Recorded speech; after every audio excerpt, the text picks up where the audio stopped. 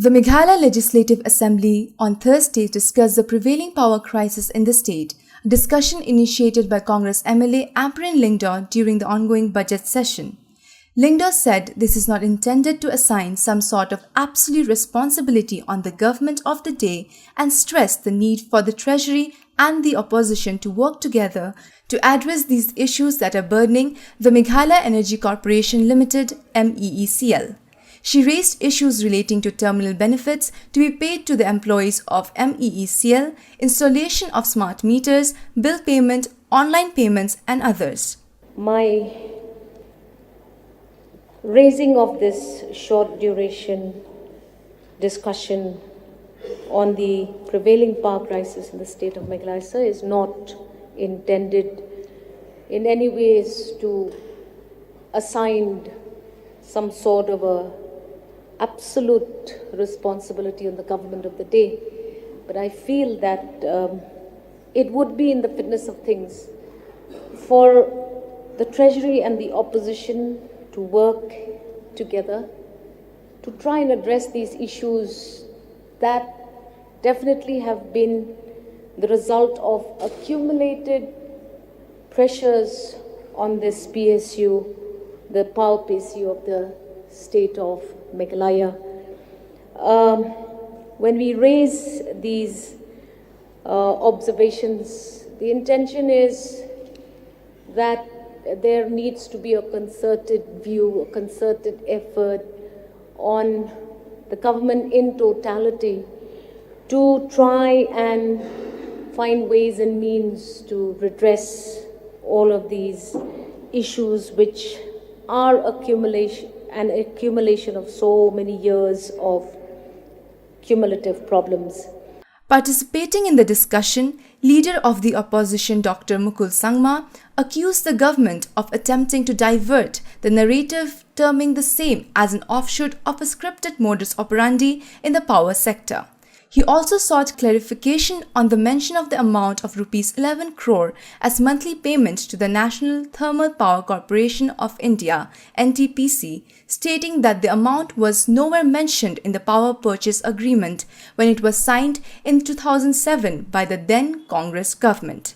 He also clarified that the agreement was signed after proper examination and that it was culmination of a long-drawn engagement, while justifying that Meghalaya was not the only state that signed the agreement but all the northeastern states including Assam, because there was a gap between demand and supply of power at that time.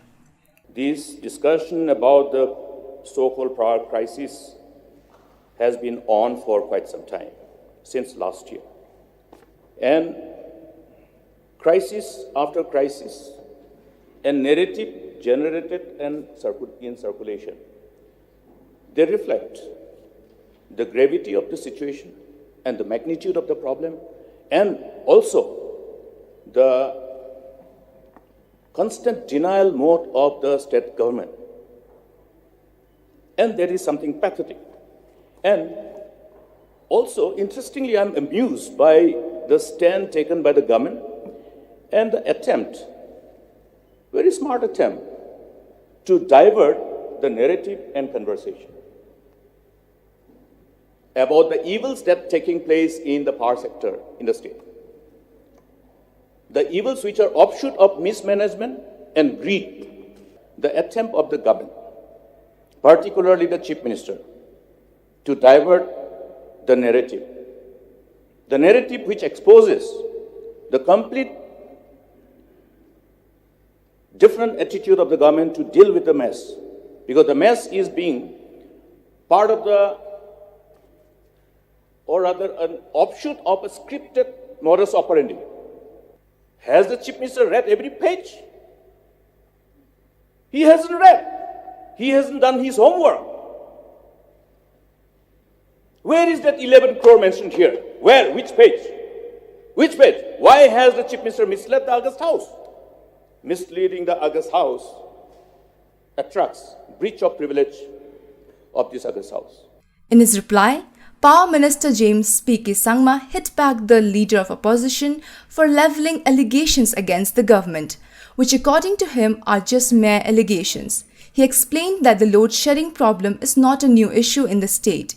It is a perennial problem. He also took a dig at Dr. Mukul Sangma over his statement and said that unlike his junior party members, no constructive criticisms were shared by the LO except allegations and character assassination, which according to him is unbecoming of a leader of the opposition bench. Sir, load shedding is not something new. We have been able to make sure there was no load shedding for the entire year, barring in the month of February 2021, sir.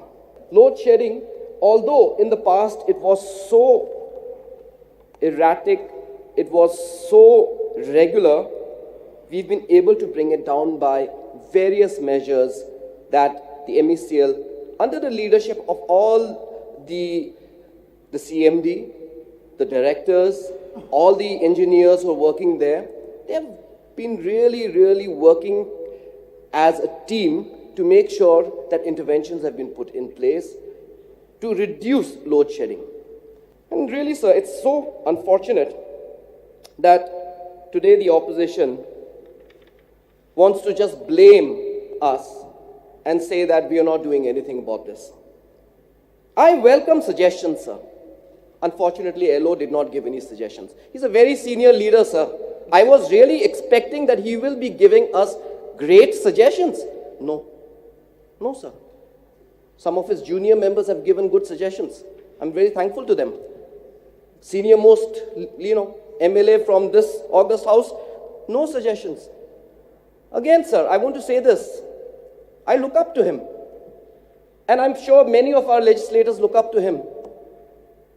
This is not the example he should be setting. Criticize, make allegations, cast aspersions, assassinate someone's character. Is that a quality befitting a leader? I don't think so, sir. He touched on issues relating to power theft, billing efficiency, functioning of a junior officer as the chairman cum director of MEECL, addition of new consumers, smart meters, Atmanirbhar loan, Ganol tariff rate, and others. It may be mentioned that the issue concerning power disruption and mess in the MEECL has been one of the most discussed topics in the ongoing budget session of the Assembly. TNT Bureau.